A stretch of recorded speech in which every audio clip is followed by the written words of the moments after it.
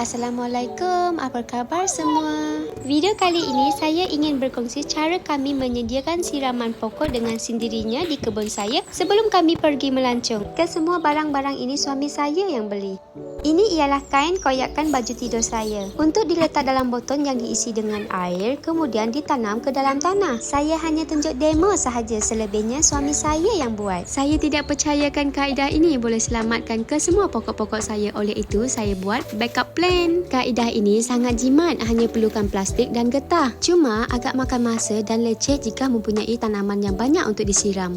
Alhamdulillah dah siap, kesemuanya hampir 70 bungkus. Boleh lihat sendiri, botol yang pakai penutup ni memang tak guna. Pastikan tali kainnya sampai ke bawah macam ni. Kemudian isi air sampai penuh botol. Tak tahulah macam mana suami saya boleh dapat idea beli beg ini untuk siram pokok. Beg ini boleh isi air sebanyak 20 liter. Beg air ini sesuai untuk pokok-pokok yang ada niat untuk buat kenduri nanti. Sekilas pandang dah macam ibu menyusukan anak. 2 kali pandang kelihatan seperti alien. Alhamdulillah dah siap di koridor ini, mari ke koridor yang lain pula. Di sini ialah koridor yang berada di ruang tamu saya. Di koridor ini paling panas kerana kena matahari daripada pagi hinggalah ke petang.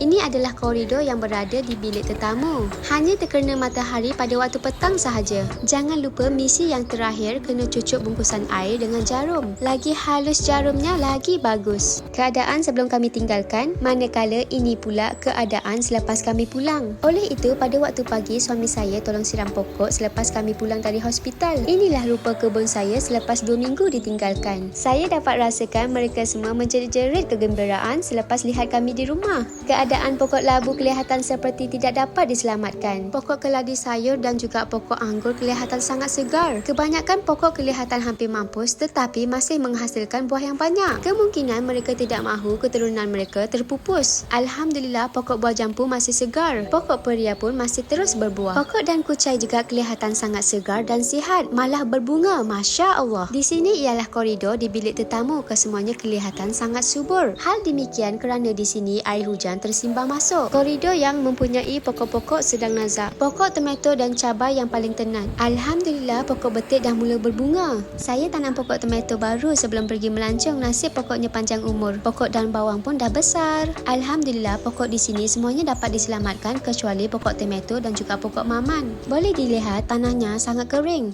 Hal demikian kerana kami letak kain dalam botol terlampau nipis. Alhamdulillah pokok mulberry dan pokok 5 purut kelihatan masih subur. Bertuahnya suami saya sambil siram pokok sambil makan tomato. Hai, saya ucapkan tahniah kepada anda semua kerana telah sampai ke penghujung video ini. Sekarang saya ingin mengulas tentang kaedah-kaedah yang telah kami gunakan semasa kami pergi melancong. Kaedah mana yang berkesan, kaedah mana yang tak berguna dan juga kaedah mana yang paling terbaik boleh digunakan semasa kita pergi melancong.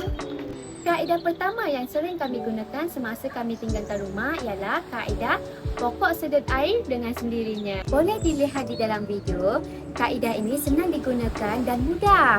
Tetapi kesalahan yang telah kami lakukan ialah guna kain ini terlampau nipis. Apabila kain ini terlampau nipis, air tidak dapat turun ke tanah dengan sepenuhnya. Telah pun kering terkena cahaya matahari yang panas. Oleh itu, kalau nak guna kaedah ini, kena letak kain yang lebih tebal daripada ini. Mungkin 4 kali lebih tebal dari ini. Kaedah kedua yang saya sangat suka kerana ia sangat berkesan. Tetapi ia sangat leceh kerana kita perlu isi air dalam plastik dan juga ikat. Jika hanya beberapa pasu bunga, tak apa. Kaedah ketiga. Kaedah ini juga seperti dalam plastik, lagi mudah dan juga cepat. Tetapi kena ingat, tebuk lubang di bawah ini guna jarum yang paling kecil dan juga wajib tutup penutup dia. Kalau tidak tutup, satu botol ni akan habis dalam masa 1 jam saja.